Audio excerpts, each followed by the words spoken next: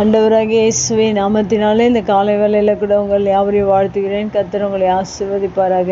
இந்த நாளிலே கூட எஸ்ஐயா தீர்க்கதரிசன புஸ்தகம் 66ஆம் அதிகாரம் 13ஆம் வசனத்தை கூட வாசித்து தியானிக்கலாம். ஒருவனை அவன் தாய் தேற்றுவது போல் நான் உங்களை தேற்றுவேன், நீங்கள் எருசலேமிலே தேற்றப்படுவீர்கள். மிக அருமையான வேத வசனம். இந்த வேத வசனத்தின் முதல் பகுதியில் கூட ஒருவனை அவன் தாய் தேற்றுவது போல் என்று சொல்லப்பட்டிருக்கிறது.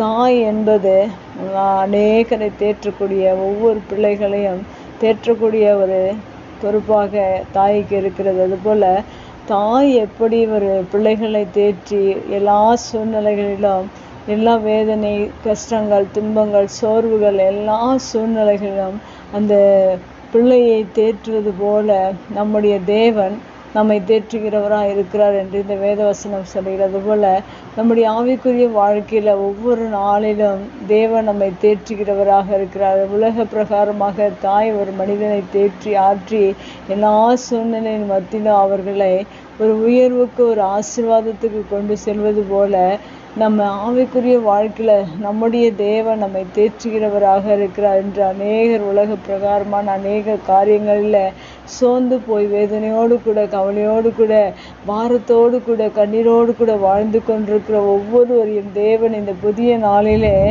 நம்மை பார்த்து சொல்லுகிற வார்த்தை என்னவென்றால், தாய் எப்படி தேற்றுகிறார்களோ அதே போல் நான் உங்களை தேற்றுவேன் என்று சொல்லப்பட்டிருக்கிறது.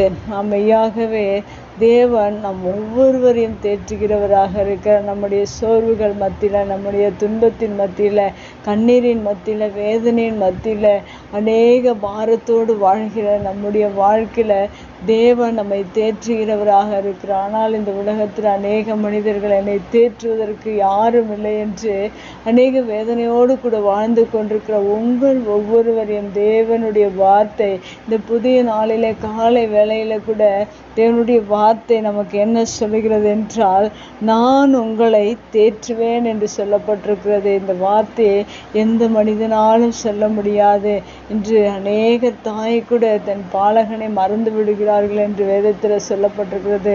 அநேக தாய்மார்கள் தேற்றுவது கிடையாது. ஆனால் கர்த்தர் நம்மை தேற்றுகிறவராக இருக்கிறார். நான் உங்களை தேற்றுவேன் என்று சொல்லப்பட்டிருக்கிறது.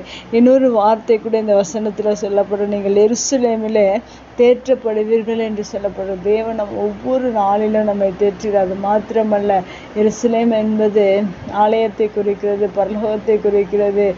இவனுடைய வார்த்தை ஒவ்வொரு நாளிலும் கர்த்தருடைய வார்த்தைகள் ஆலயத்தில் மனிதர்களுக்காக கர்த்தருடைய வார்த்தை வழங்கப்படுகிறது. அதன் மூலமாக நாம் அநேக நேரங்களில் சோர்ந்திருக்கிற நேரங்கள்லாம் கர்த்தருடைய வார்த்தை நாம் கேட்கும்போது, கர்த்தருடைய வார்த்தை நாம் எருசலேமிலே கேட்கும்போது அப்பொழுது நாம் தேற்றப்படுகிறோம். அதனால்தான் இந்த வேதவசனத்தில் சொல்லப்பட்டிருக்கிற எருசலேமிலே தேற்றப்படுவீர்கள் என்று. கர்த்தருடைய வார்த்தை ஒவ்வொரு நாளும் பரலோகத்திலிருந்து நமக்காக தேவன் கொடுத்து கொண்டே இருக்கிறார். ஒவ்வொரு நாளிலும் நம்முடைய ஆத்துமா தேற்றப்படுவதற்காக அநேக கர்த்தருடைய வார்த்தைகள் நமக்கு வந்து கொண்டே இருக்கிறது. அந்த வார்த்தைகளினால நாம் தேற்றப்படுகிறோம். எருசலேமிலே நாம் தேற்றப்படுகிறவர்களாக இருக்கிறோம்.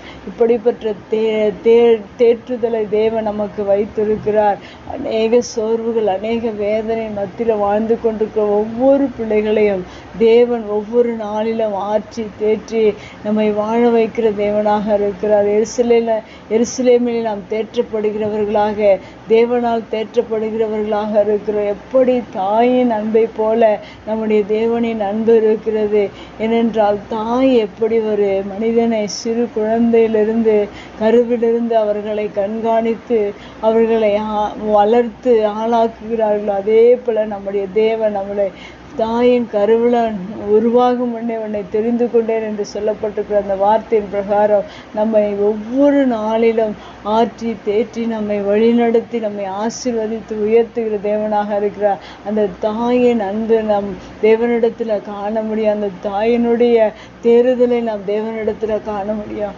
அநேகர் ஒருவேளை சோர்ந்திருப்பீர்கள் என்றால் அந்த தேற்றுதலை தேவனிடத்தில் நீங்கள் பெற்றுக்கொள்ளும்படியாக தேவ சமூகத்தில் காத்திருந்து தேவனுடைய தேற்றுதலை நீங்கள் பெற்றுக்கொள்ளுங்கள். கர்த்தர் உங்களை ஆசீர்வதிப்பார். கண்களை முடிச்சு வைக்கலாம். எங்கள் அன்பு தகப்பனே, தருமையான வார்த்தைக்காய் நன்றி செலுத்துகிறோம்.